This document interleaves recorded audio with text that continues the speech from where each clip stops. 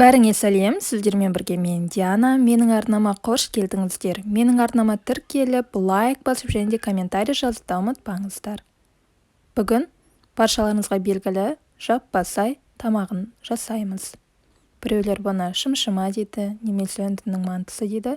Ал сіз бұл тағамды қалай атайсыз? Комментарийға жазып кетіңіз.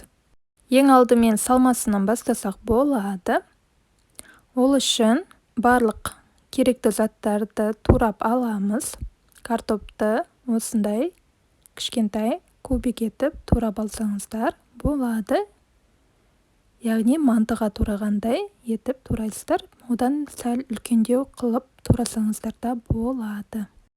Және де оны жеке ыдысқа салып қоямыз. Ал енді сәбізді де картоп сияқты кішкентай кубик етіп турап аламыз.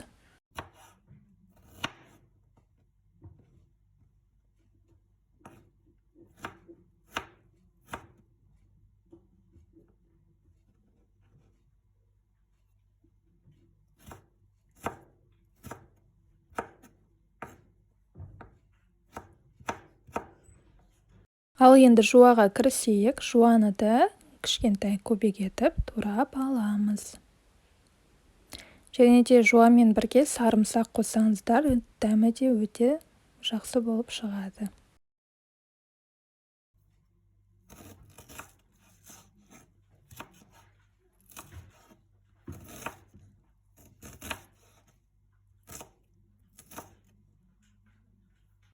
Және де мен осындай асқабақ қосуға шештім. Егер де асқабақ болмаса, оны қоспасаңыздар да болады. Асқабақтың орнына қырыққабат қоссаңыздар да дәмі өте жақсы болып шығады. Асқабақты да осылай кішігірім етіп кубиктап турап аламыз. Ал мен өз қалауымша болгар бұрышын қостым. Болгар бұрышы көріп тұрғандарыңыздай менде мұздатылған. Осылай оны да кішкентай кубик етіп турап алдым. Және де қызанақ қоссаңыздар да болады. Ал енді қамырына көшейік. Менде бұл қамыр алдын ала жасалынып қойылған, яғни алдыңғы жасалған мантыдан қалған қамыр, сондан жасай салғам. Егер де қамырдың рецепті керек болса, описанияға жазып қойдым, сол арқылы жасасаңыздар болады. Бұған кәдімгі мантыға немесе бешбармаққа келетін қамыр келе береді.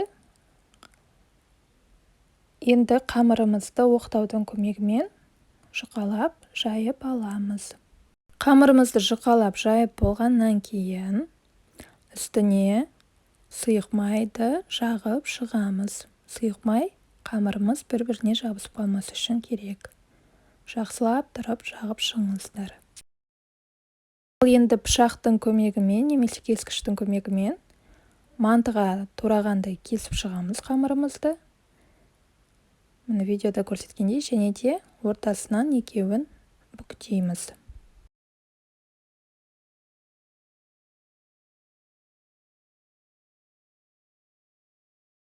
Осылай әр қамырымызды жеке ыдысқа немесе ағаштыңға салып қоямыз. Осылай барлық қамырымызды бүктеп дайындап қоямыз. Қамырды егер бір-бірінің үстіне қоятын болсаңыздар, сыртына да сұйық май жағыңыздар.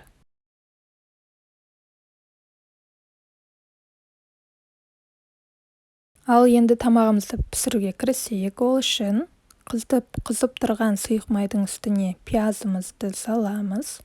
Және де араластырып, оның үстіне туралған сәбізімізді саламыз. Және де тағы да бір араластырып қуырып аламыз. Сәбіз бен жуаның үстіне мен болгар бұрышымен тартылған қызанақты салдым. Оларды жақсылап қуырып алып, мен осылай тартылған ет салатын болдым. Егер де тартылған ет болмаса, кәдімгі етіңізді ұсақтап турап қуырып алсаңыз болады пісіріп. Мен осындай тартылған етпен жасайтын болдым. Оны да жақсылап қуырып пісіріп аламыз. Ал енді етіміз піскеннен кейін үстіне картоп пен асқабақты салып, араластырып аламыз. Дәміне қарай тұз бұрышын қосасыздар. Мен тұз және де паприканы қостым. Ал енді үстіне қайнаған суды біздің салмамыздан сәл асырып құямыз.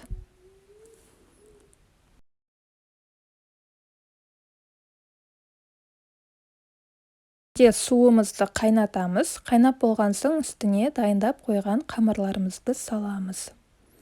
Осылай бәрін салып болғаннан кейін, бірінші қатарын салып болғаннан кейін үстіне міндетті түрде сұйық май қосыңыздар, себебі біздің қамырымыз жабысып қалуы мүмкін. Осылай бірінші қатарға сұйық майды жағып шығамыз, және де екінші қатарын 2-3 қатар болса, әр қатарға да сұйық майды жағуды ұмытпаңыздар, қамырымыз жабысып қалмас үшін. Енді екінші қатарын салып шығамыз.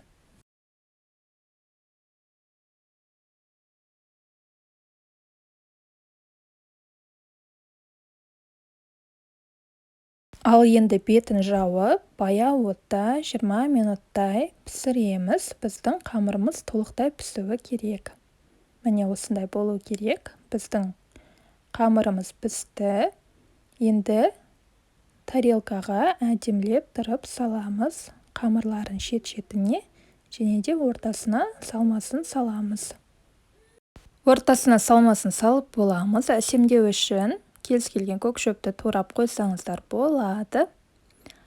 Сіз жаппасайды немесе шымшыманы қалай пісіресіз? Комментарийға жазып кетсеңіздер болады. Осымен біздің тамағымыз дайын болды. Баршаларыңызға көргендеріңізге көп-көп рахмет. Келесі видеоларда кездескенше бұдан да әдемі тағамдар салуға тырысамын. Сіздермен бірге болған мен Диана. Бұның жеу түрінде көрсетіп кетейін. Жаңағы бүктеп салғанның ортасын ашып, ішіне салмасын салып жейміз. Бұлай жеген өте дәмді болып шығады. Ал ас болсын. Келесі видеоларда кездескенше баршаларыңызға рахмет. Сау болыңыздар.